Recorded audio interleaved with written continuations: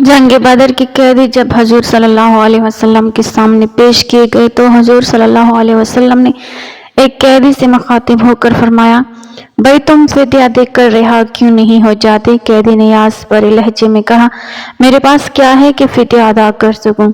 تو حضور صلی اللہ علیہ وسلم نے ایک ایسی بات کہی جو اس کے سوا کوئی نہیں جانتا تھا۔ بسم اللہ الرحمن الرحیم۔ غزوہ بدر میں کفر بڑے ساز و سامان کے ساتھ حق پر حملہ آور ہوا، لیکن خدائے بزرگ و برتر نے اس کو غائب و خاسر کیا اور حق کو غالب و سر بلند کیا۔ مشرکین کے 70 آدمی میدان جنگ میں مارے گئے اور تقریباً اتنی ہی تعداد کو مسلمانوں نے قیدی بنا لیا۔ یہ قیدی جب حضور صلی اللہ علیہ وسلم کے سامنے پیش کیے گئے تو حضور صلی اللہ علیہ وسلم نے دیکھا کہ ایک قیدی جس کے چہرے پر شرافت اور نجابت کے آثار نمایاں ہیں، یوں سر جھکائے کھڑا ہے گویا سخت نادم ہے اور آپ صلی اللہ علیہ وسلم کی نگاہوں سے بچنا چاہتا ہے۔ حضور صلی اللہ علیہ وسلم نے اس سے مخاطب ہو کر فرمایا، بھئی تم فدیہ دے کر رہا کیوں نہیں ہو جاتے؟ قیدی نے یاس بھرے لہجے میں کہا، میرے پاس کیا ہے کہ فدیہ ادا کر سکوں؟ حضور صلی اللہ علیہ وسلم نے فرمایا، جدہ والے نیزے فدیہ میں نہیں دے سکتے۔ زبان رسالت صلی اللہ علیہ وسلم سے یہ الفاظ سن کر قیدی پر سکتہ طاری ہو گیا۔ اس کے خواب و خیال میں بھی یہ بات نہیں آ سکتی تھی کہ ان نیزوں کا اس کے سوا کسی اور کو بھی علم ہو سکتا ہے۔ اس کے دل نے بے اختیار گواہی دی کہ محمد صلی اللہ علیہ وسلم اللہ کے سچے رسول ہیں، جنہیں رب قدیر غیبی اطلاعوں سے نوازتا ہے۔ قیدی نے اسی وقت اللہ کی وحدانیت اور حضور صلی اللہ علیہ وسلم کی رسالت کا اقرار کیا، نیزے منگوا کر فدیہ میں پیش کر دیے اور اپنے اخلاص فی الدین کا اظہار ان اشعار میں کیا، دور ہو میں تمہاری جماعت میں داخل نہیں، میں قریش کے شیوخ اور اکابر کے دین سے بیزار ہوں۔ میں نے شہادت دی ہے کہ محمد صلی اللہ علیہ وسلم نبی ہیں اور وہ اللہ کی طرف سے ہدایت اور بصیرت لائے ہیں۔ میں اسلام پر ہی زندہ رہوں گا اور اسی پر قبر کے اندر موت کی حالت میں سوؤں گا اور اسی پر قیامت کے دن اٹھوں گا۔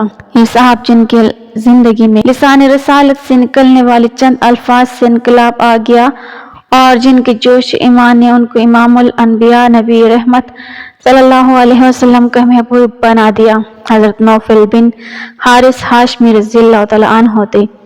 حضرت نوفل بن حارث رضی اللہ تعالیٰ عنہ خاندان ہاشمی کے چشم و چراغ تھے اور حضور صلی اللہ علیہ وسلم کے چچا زاد بھائی تھے۔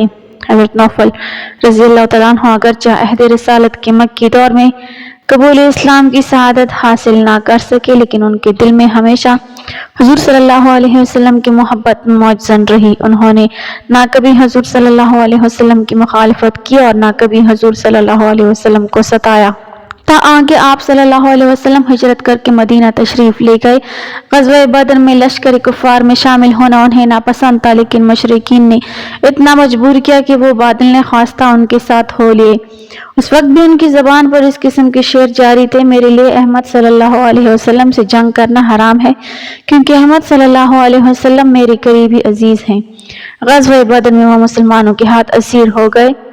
ان کو حضرت عبید بن اوس رضی اللہ تعالیٰ عنہ نے قید کیا اور ان کی یہی اسیری ان کے ایمان لانے کا موجب بن گئی۔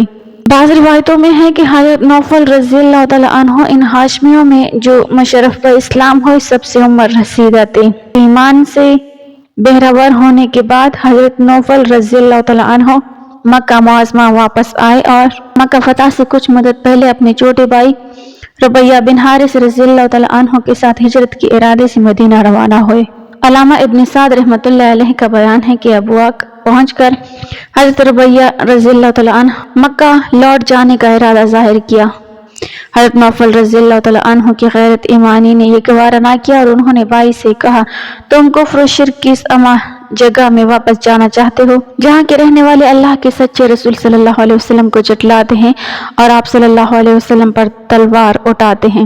اللہ تعالیٰ نے اپنے رسول صلی اللہ علیہ وسلم کو سرفراز کیا ہے اور ان پر ایمان لانے والے روز بروز بڑھتے جاتے ہیں، بہتر ہے کہ میرے ساتھ چلو۔ غرض دونوں بھائی ہجرت کر کے مدینہ پہنچ گئے۔ حضور صلی اللہ علیہ وسلم کو ان دونوں بھائیوں کے مدینہ پہنچنے پر بہت خوشی ہوئی اور آپ صلی اللہ علیہ وسلم نے انہیں اپنی سرپرستی میں لے لیا۔ ابن اسیر رحمۃ اللہ علیہ نے اسد الغابہ میں لکھا ہے کہ حضور صلی اللہ علیہ وسلم کے چچا حضرت عباس بن عبد المطلب رضی اللہ تعالیٰ عنہ حضرت نوفل رضی اللہ تعالیٰ عنہ کے بھی چچا تھے۔ وہ عمر میں بھتیجے حضرت نوفل رضی اللہ تعالیٰ عنہ سے کئی برس چھوٹے تھے، تاہم چچا اور بھتیجے میں دلی لگاؤ تھا۔ حضور صلی اللہ علیہ وسلم کو ان دونوں کے تعلقات کا علم تھا، چنانچہ جب حضرت عباس رضی اللہ تعالیٰ عنہ بھی ہجرت کر کے مدینہ آ گئے تو حضور صلی اللہ علیہ وسلم نے حضرت نوفل رضی اللہ تعالیٰ عنہ اور حضرت عباس رضی اللہ تعالیٰ عنہ کے درمیان مواخات قائم کرا دی اور رہنے کے لیے 2 مکان مرحمت فرمائے، سنیت الوداع کے راستے پر بازار میں اور دوسرا مسجد نبوی سے متصل میں۔